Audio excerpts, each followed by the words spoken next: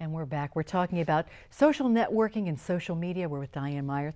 And Diane, the story that you have with Twitter, we started talking about a little bit earlier. You chose 30 people to follow. You sat back, you watched for a while, you learned, you taught yourself, and then you started to interact. I did. Yes, I did start to interact, and that's where I made some of my mistakes.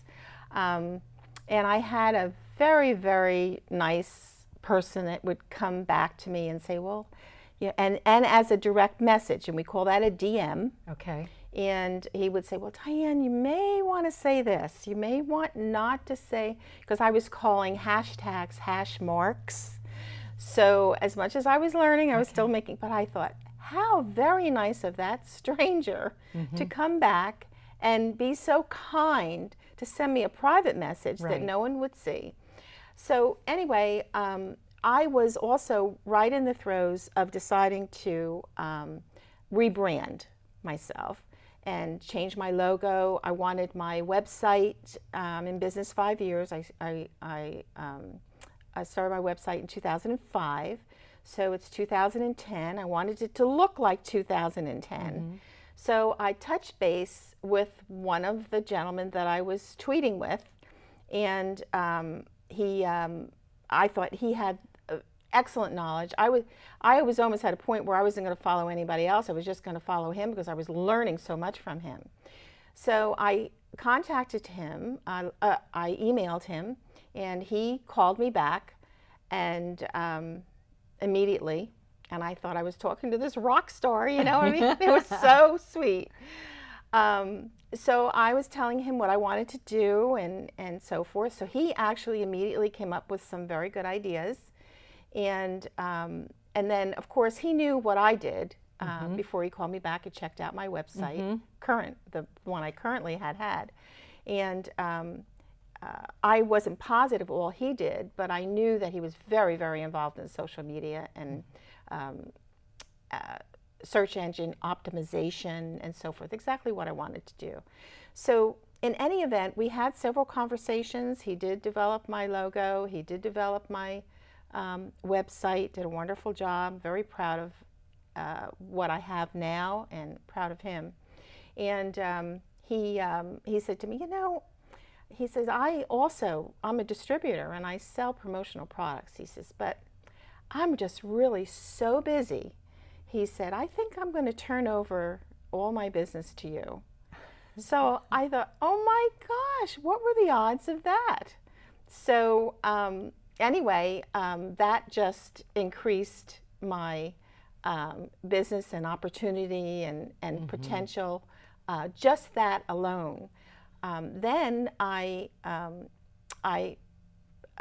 also tweet with a lot of local people, and I saw that there was an event happening in Hershey. It was to benefit the Second Mile, and the Second Mile is helping adolescents achieve their goals. And I was tweeting with someone who does the PR for Ford Motor Company. Now, Ford is extremely active in social media and Twitter. They're one of the larger corporations that really gets it. And of course, as we all know, Ford is very successful and didn't ask for any stimulus money. So it's a lot has to do with social media and their exposure.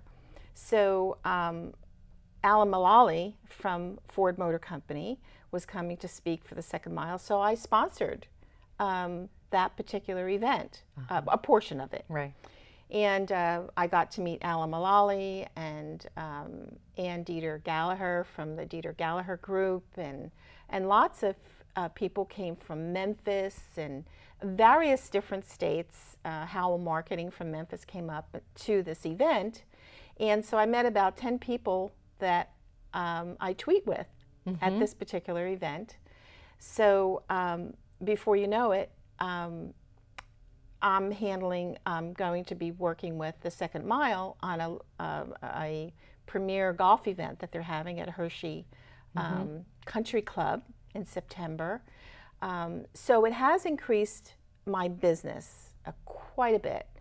But when I put social media as part of my marketing mix, I really found that it was so beneficial to me personally and motivation wise and inspirational and a venue for me to really learn that my goal wasn't exactly to increase my business because of it.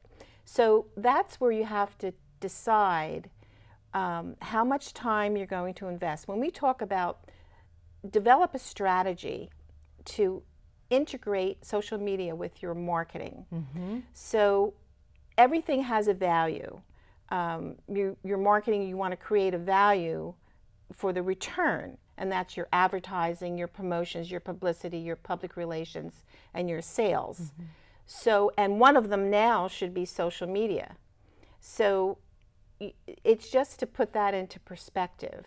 And then you have to decide the type of business you have.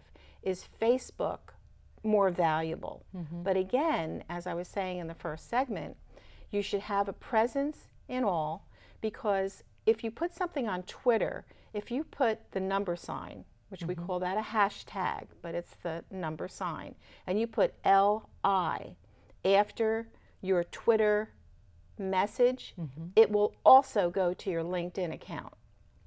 So if I send something on Twitter that is specific to truly the business industry or management, human resources, maybe has something to do with statistics on job growth in various states or something like that, I'll put a hashtag in LI. So not only am I sending it out on Twitter, but it also is appearing on my LinkedIn account.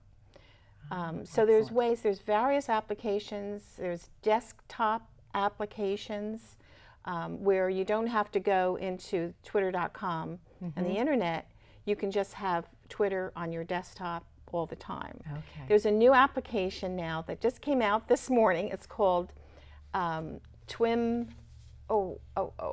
just told you before.